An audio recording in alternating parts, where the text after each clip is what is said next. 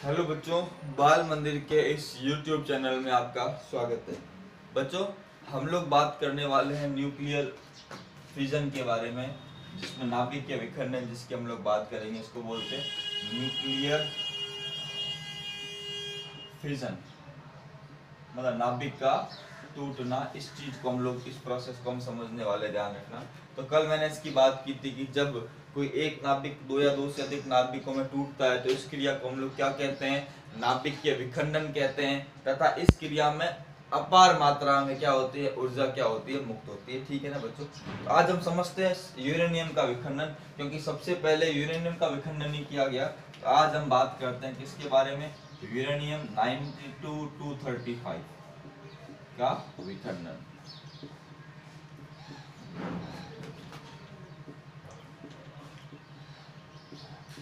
इसको समझते हैं क्या होता है इसमें।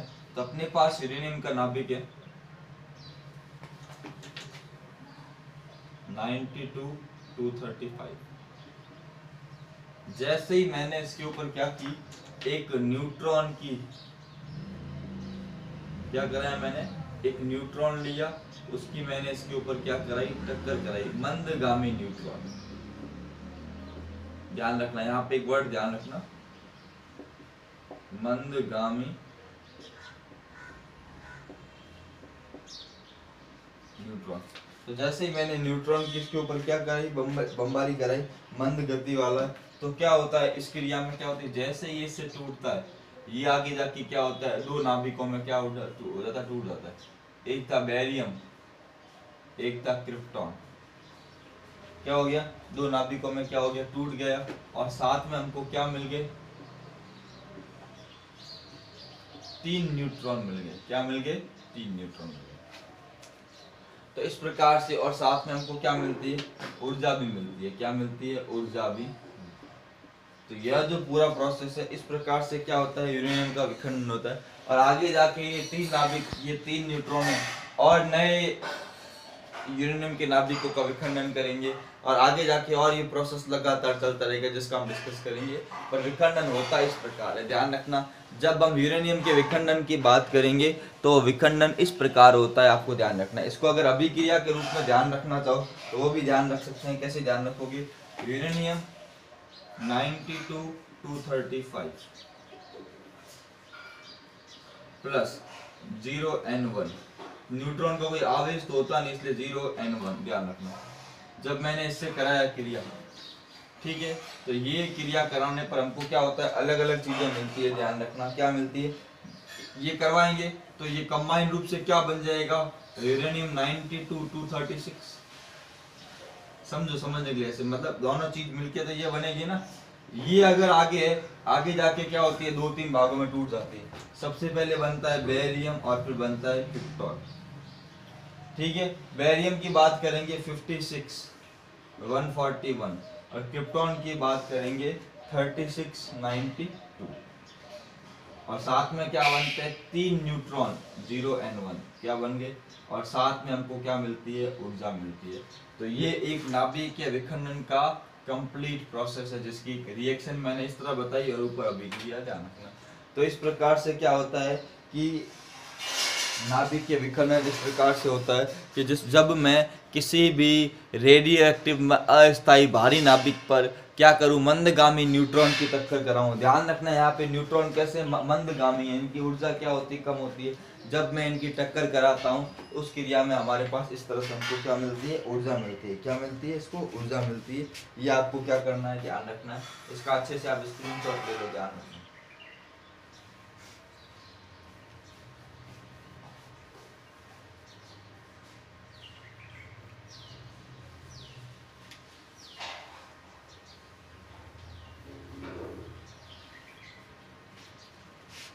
ठीक है बच्चों, अब कितनी ऊर्जा मिलेगी। और एक और चीज, ऐसा नहीं कि हर बार बेरियम क्रिप्टॉन बने।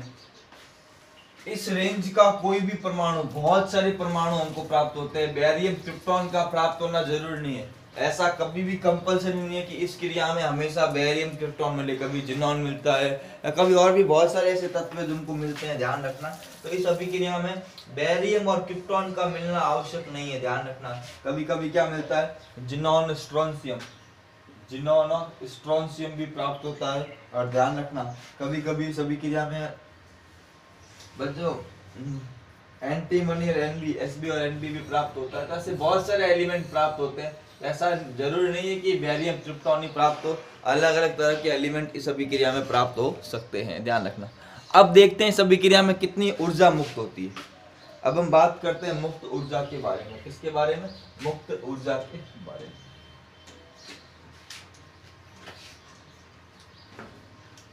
मुक्त ऊर्जा की हम लोग बात करते हैं कि कितनी ऊर्जा मुक्त होती है उसको समझने के लिए। ठीक है, तो मुक्त ऊर्जा को कैसे समझेंगे बच्चों? देखो, मुक्त ऊर्जा के लिए हम बात करेंगे कि विखंडन से पूर्व द्रव्यमान, इसके लिए बात करेंगे विखंडन से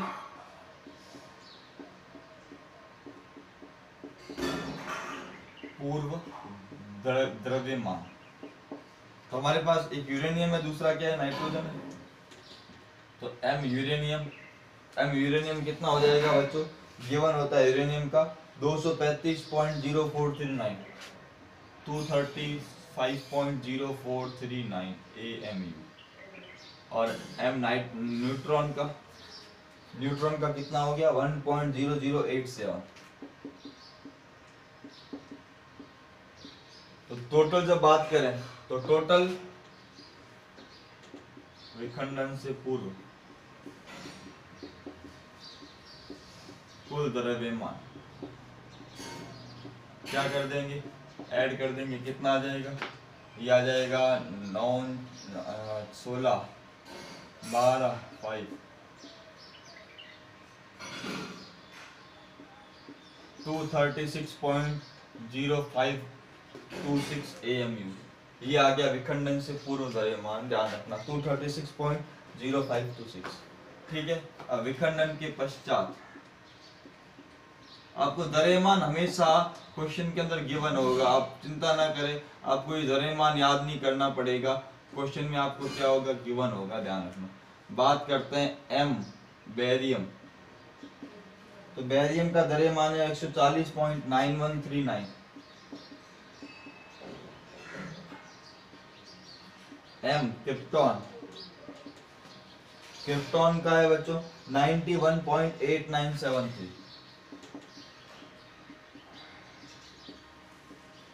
91.8973। और 3 न्यूट्रॉन है तो 3m न्यूट्रॉन। इसको 3 से मल्टीप्लाई करना पड़ेगा, आंसर आएगा 3.0261।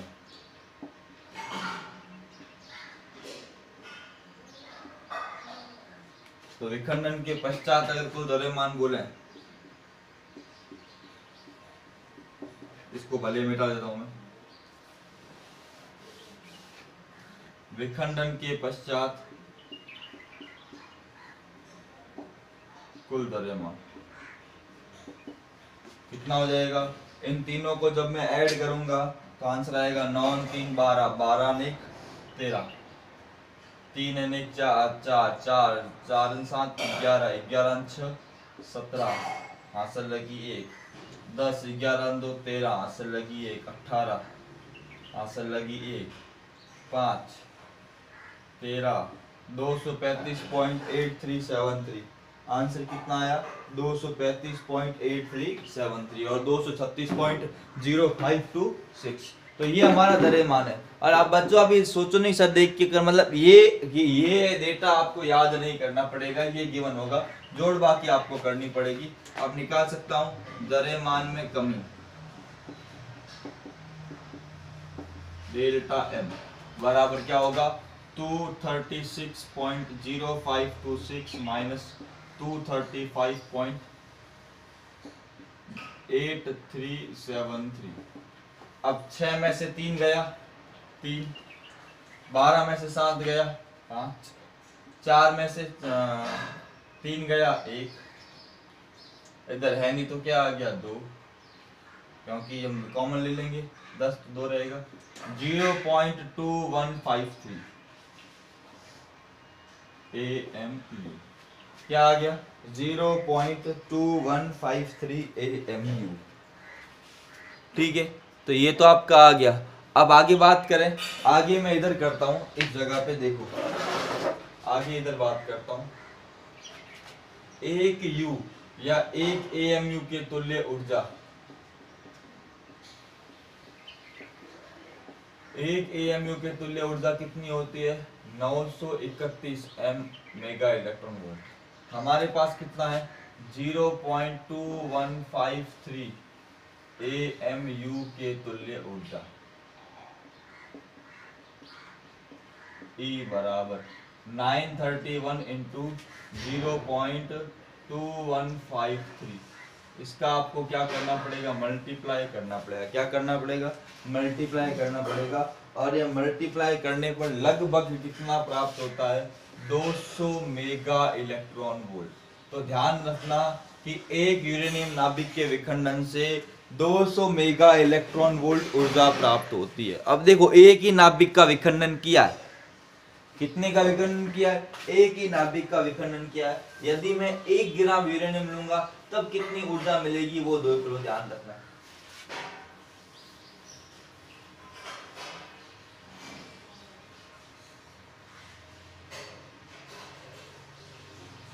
ठीक है, तो अब हम बात करेंगे कि ये तो खाली हमने बात की एक नाभिक के, ये जो ऊर्जा है वो एक नाभिक यूरेनियम के एक नाभिक के विखंडन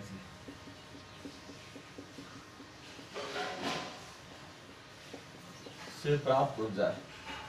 अगर 1 किलोग्राम यूरेनियम होगा तो कितनी ऊर्जा होगी उसको समझते हैं। तो उसके लिए मैं यहाँ पे इरेज कर रहा हूँ, ये ऊपर ऊपर की चीज को आप नोट कर लें, इसको मैं इरेज करने वाला हूँ, ऊपर ऊपर की चीज को।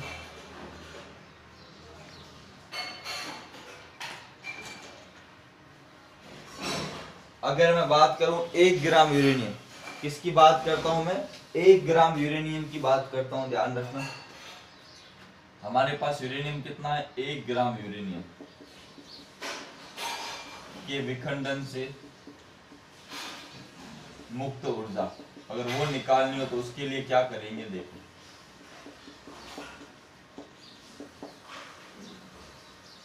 तो क्या करेंगे?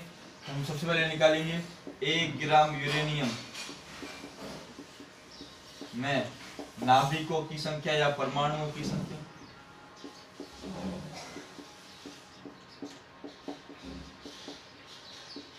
नाभिकों की संख्या एक ही बात है, जितने नाभिक उतने परमाणु। आपको पता है कि अगर मैं 1 मोल लेता हूं तो कितने होते हैं? 6 × 10⁻23। और अपने पास 1 मोल में कितने ग्राम होते हैं? 235, क्योंकि इसका द्रव्यमान संख्या कितनी है? 235 है ना, तो बटे किसका भाग देना पड़ेगा? 235।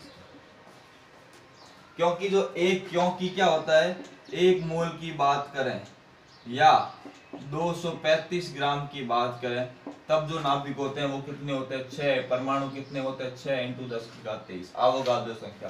तो अपने पास 1 ही ग्राम है तो बटे किसका भाग दे दिया? 235 ग्राम का भाग दे दिया, ध्यान रखना। इधर मैं ऐसे लिखता हूँ, 1 ग्राम यूरेनियम, ब्रैकेट में लिखूं U92-230। आगे इसको कर दिया साफ। अब हमें इसको मल्टीप्लाई करना पड़ेगा, किससे? उससे। तो कुल ऊर्जा 1 ग्राम यूरेनियम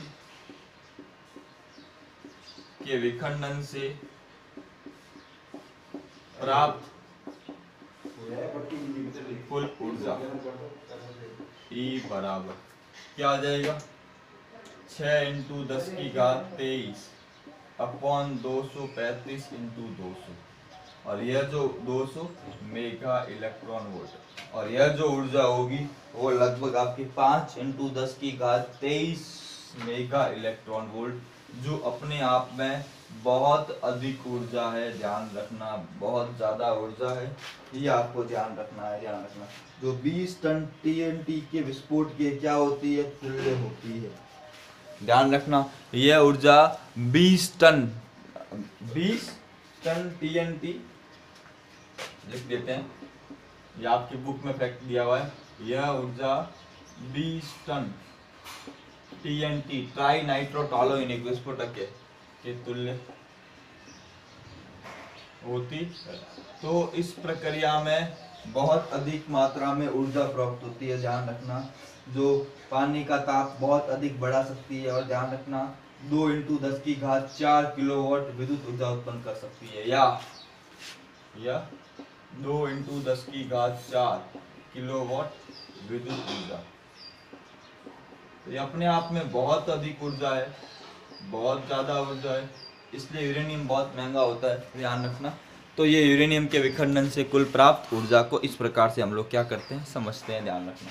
तो दिमाग में कंसेप्ट को क्लियर कर देना कि किस प्रकार से यूरेनियम का विखंडन होता है, हमें कितनी ऊर्जा प्राप्त होती है, कंसेप्ट दिमाग में एकदम क्लियर कर देना, ध्यान रखना। ठीक है, नोट कर लो, नोट कर लो।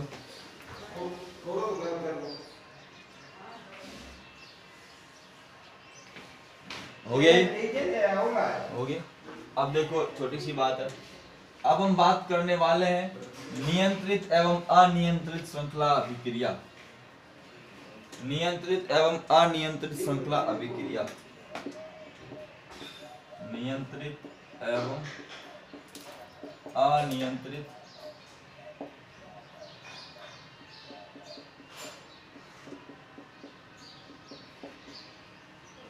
श्रृंखला अभिक्रिया। बच्चों ये हम पढ़ेंगे चेन रिएक्शन, और इसको आगे बात करेंगे। श्रृंखला अभिक्रिया मतलब चेन रिएक्शन, अगले लेक्चर में इसकी बात करेंगे बच्चों, क्योंकि टॉपिक भी थोड़ा बड़ा हो जाएगा। ठीक है ना। अब 2 लेक्चर और मैक्सिमम मान के चलो 2 ही कराऊंगा। एक मैं इसको समझा के नाभिक के सलीम स्टार्ट कर दूंगा, और एक टॉपिक के अंदर आपको नाभिक की भर्ती करवाऊंगा।